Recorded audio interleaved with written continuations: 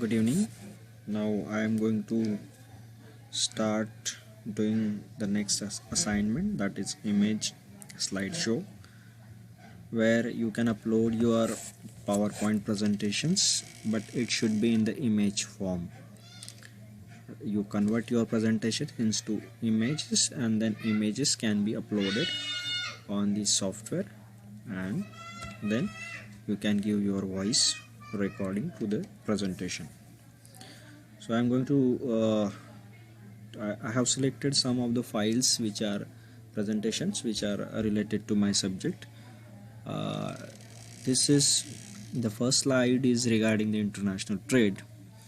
International trade is actually a topic which is covered in the international economics.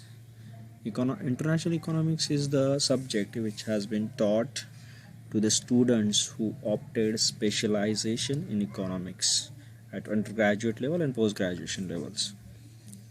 So international trade theory is basically postulated by the economists like Adam Smith, Ricardo, then Heckscher, Rohlin, and some of the modern economists. These theories are basically promote capitalism and through the trade theories, and the theory stated that how the international trade is beneficial to even the developing nations if they are globalized themselves and opted the model of international trade. So the next slide I am going to select is the classical theory. Classical theory is basically postulated by Adam Smith, and Adam Smith is talk about the absolute cost difference in the international trade. But there are many flaws in the Adam Smith's theory, and which has been criticized by the Ricardo in his theory, that is called as the comparative cost advantage theory. This also Ricardo was also the classical economist. That's why Ricardian theory is also considered as a classical theory of international trade. But this is quite modern version of classical theory.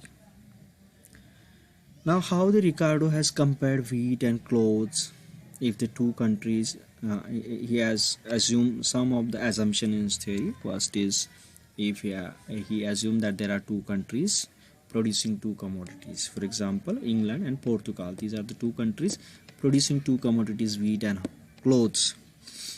And if the England opted to produce both wheat and cloth in its own nation, so what is the domestic exchange rate?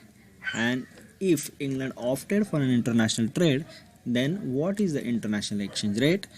So if England specialize in the production of wheat and Portugal could specialize in the production of clothes, so both the countries will be benefited if they both opted international exchange rate, and this is how they will gain. With this table we can understand. So this is for assignment purpose, so I am just closing it now. Stop recording.